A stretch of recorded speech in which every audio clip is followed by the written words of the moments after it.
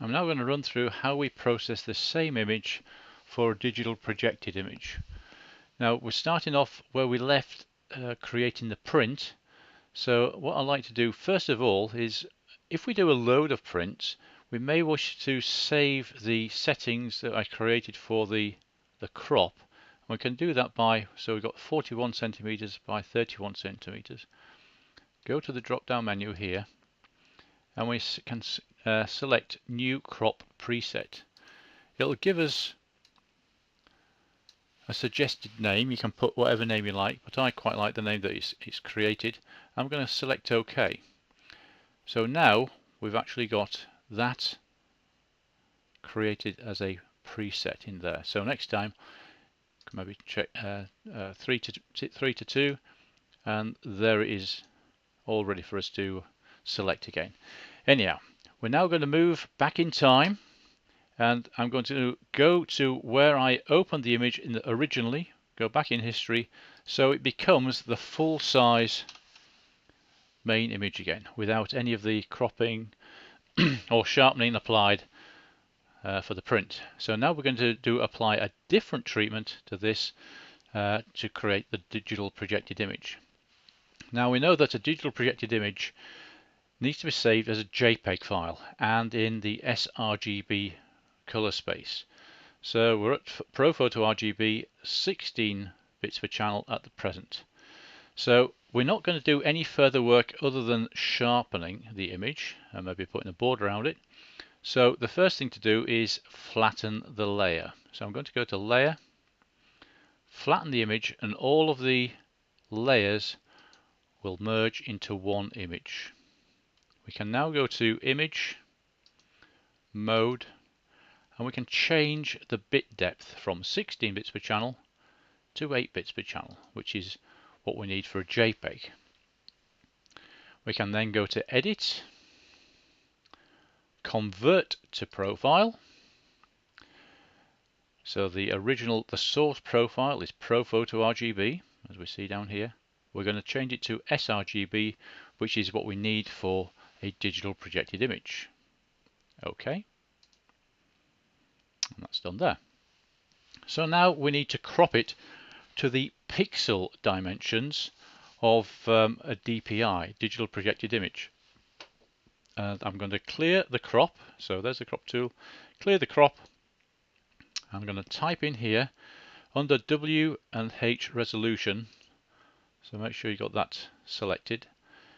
So it's going to be 1920 space px for pixels. And type in there 1080 space px for pixels. You can, if you wish, put in there either 72 or 300. If you're supplying an image for a competition where they're creating a catalogue, they may ask you to put in 300 pixels per inch. That is purely for the printing side, creating the catalogue. It will have absolutely no effect to the size of the digital projected image, which is purely determined by the pixels that we're putting in there. We could save this in case we want to do lots more as a preset for the crop tool. New crop preset. There we go. OK. I've already got that, so it's already in there. But that is how you save that one again. Right. So now, crop tool selected. Notice the size of this. OK. So when I apply the crop tool, and we don't have to go right to the end, we can crop a smaller part of it, maybe something like that. So we've got the horizon going through roughly the thirds. So you can see the size of the pixels here, the number of pixels in there. Once I select OK, notice it shrinks, giving you an indication that the physical size of the image has shrunk. And if we look in the info panel, we've got 1920 pixels by 1080 pixels at 300 pixels per inch. sRGB color space, 8 bits per channel. So we're almost there now. Control 0. We need to do final sharpening to the image. So I'll just go Control Alt 0 to magnify it to 100%. Filter, sharpen, and I'll use the unsharp mask again so you've got an idea of the difference in the amount of sharpening that I would apply. And you can see with the settings that we had for the print, it is looking really over sharpened. Okay, because there's less pixels here, so therefore we don't need as much sharpening to get the similar effect. And we don't have to allow for the smearing effect created by the print process. So I'm going to drag the radius down to about 0.6 and the amount down to maybe about 60 or so, something like that. Okay, checking what's happening in the image. It still looks a little bit sharp there, so I'll probably drag it down. Whatever you do, do not over sharpen an image. It can look pretty awful on the screen. Okay, so I'm happy with that. Select OK. Go to full screen again, Control 0. Now when you're projecting an image, it's nice to be able to define where the border of the image is. If you've got a very dark edge, it may bleed into the unprojected part of the screen and you can't tell where the image starts or stops. So it's a good idea to create a border, and the best way of doing that is to go to the rectangular marquee tool. So all of these tools here define where you want the next action to appear. So we're going to create I'm going to outside the where the start of the image is, so I can draw right across the entire image.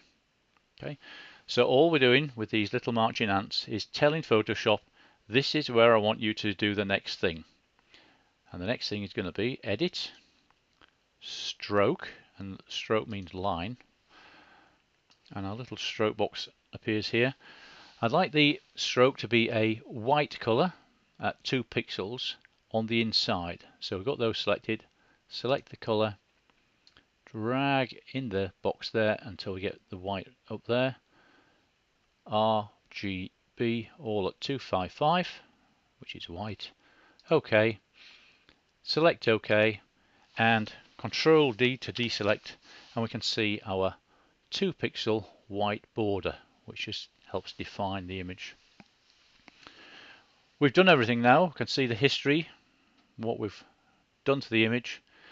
So I'm now going to save as, File, Save As, and I'll save it in the same place, but this time it's going to be a JPEG. And instead of for print, I'm going to say for DPI. Save. We get our JPEG options box come up, and I always set it to the very largest size because JPEG always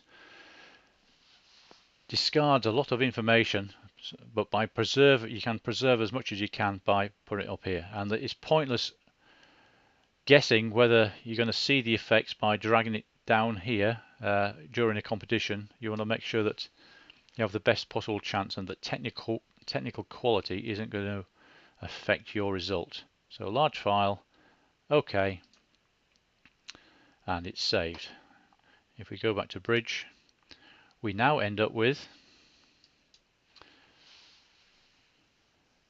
the original DNG that we started off, the raw file.